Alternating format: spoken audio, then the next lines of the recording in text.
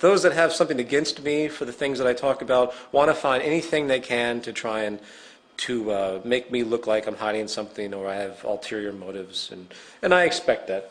But, you know, whatever. It doesn't mean anything to me. I go by Peter Joseph. People can call me whatever the hell they want to call me. I'm constantly interacting, putting myself out there. I have nothing to hide. And even if someone finds out my real identity, where I live, who my parents are, who everyone in my friends are, it's not going to change a damn thing. The unfortunate reality is that I am given a controversial title, and people do have a lot of problems with me of a more traditional-minded upbringing, and I don't like to see other people suffer because of what I do. But most of my friends and family are very much aware, and they accept this, so this is something that I just deal with. Anyone who thinks that I do what I do for notoriety reasons or monetary reasons or anything associated with self-interest has a lot to learn. First of all, I operate the movement site and the movement itself on a deficit. I do pay people to run and program things. I have a lot of volunteers, which I'm extremely indebted to, but to get things done quickly, very often I have to get people that work in the industries to do things. I sell a t-shirt to do that. It's the only thing that I sell that is designated for the movement.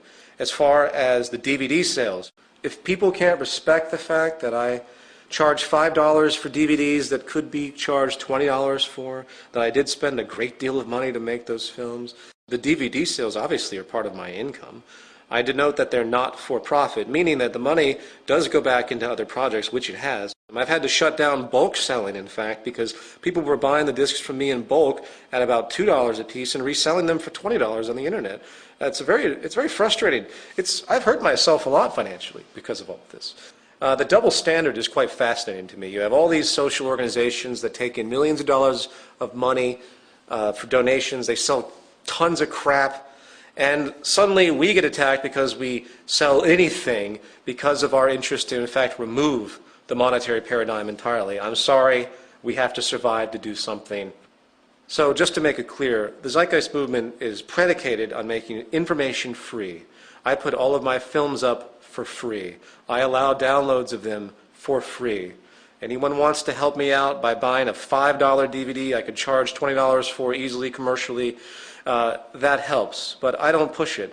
I will continue to work in advertising or anything else I have to do to keep things going while maintaining the integrity of the movement itself by walking the line of non-profitability.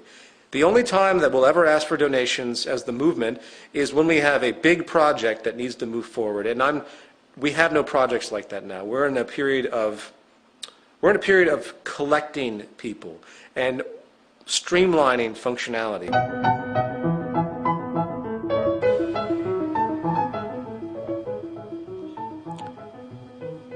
If you read economics, they present it as though it's a science. I've read through much of the curriculum of what bachelor's and master's degree Harvard University students would read for their degrees in economics. Economics is not a science.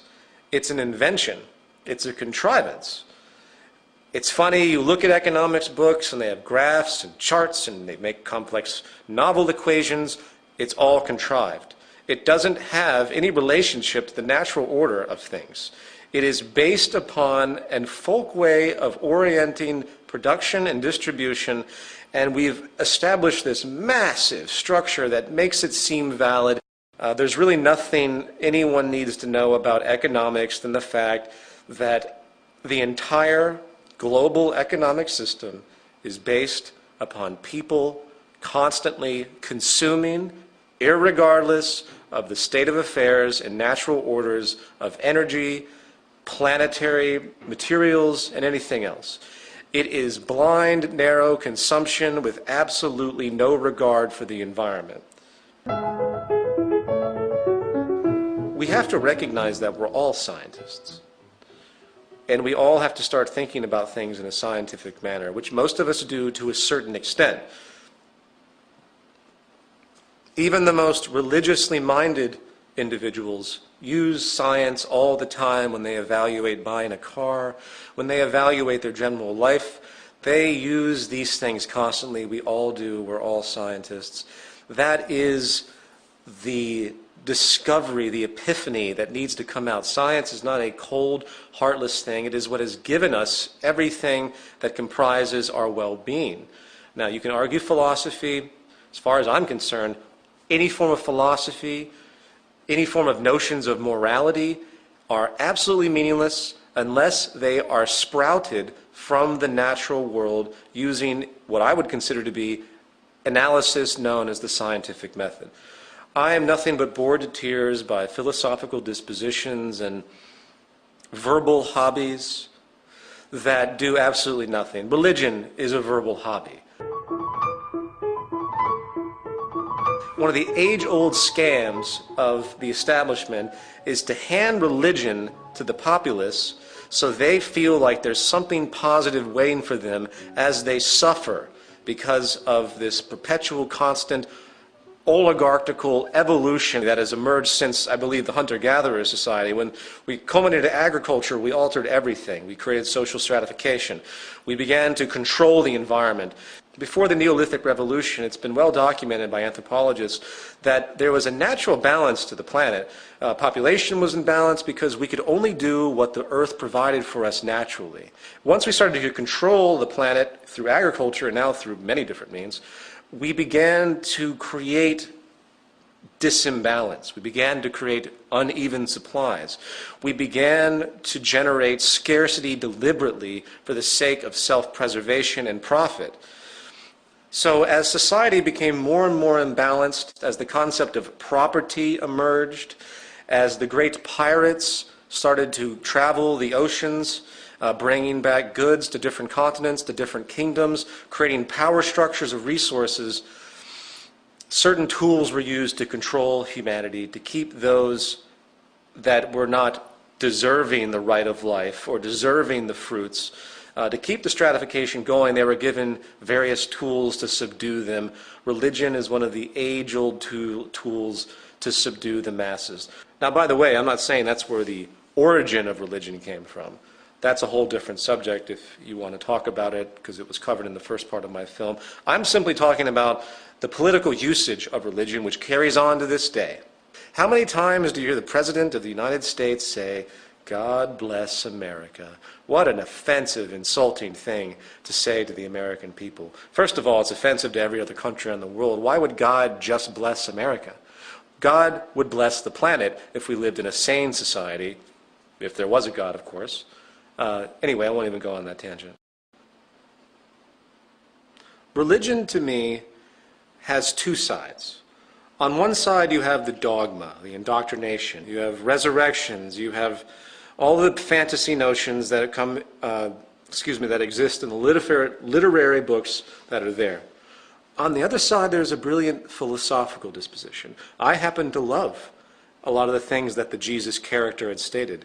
I see beautiful notions in almost every major religious figure. There are time-tested values that exist in religious thought that do need to be adhered to. Some of the most brilliant and beautiful people I've met are in fact Christians or Islamic or Hindus or Jewish. They know where to draw the line, where to stop at the fanaticism, because that's where religious danger goes to. Once you believe something dogmatically enough, where you say, Jesus existed, that's that, anyone who says otherwise is an enemy of mine, then you have some very serious neuroses to deal with. Whether Jesus existed or not doesn't mean anything. I think Jacques Fresco put it best on Larry King. When Larry King asked him, "What do you think about Christianity?" he said, "I think it's great. When are they going to put it into practice?" So my religious disposition is that I wish that those that have religious inclinations would really dig deep into their beliefs and ask themselves, what is it about their religion that they actually use? What is it about the reciprocation notions that you can find in all religions that you see actually materialize in most people's behavior? The golden rule and all those things which exist in all religions. I think we have a list in our PDF for the Zeitgeist Movement orientation guide.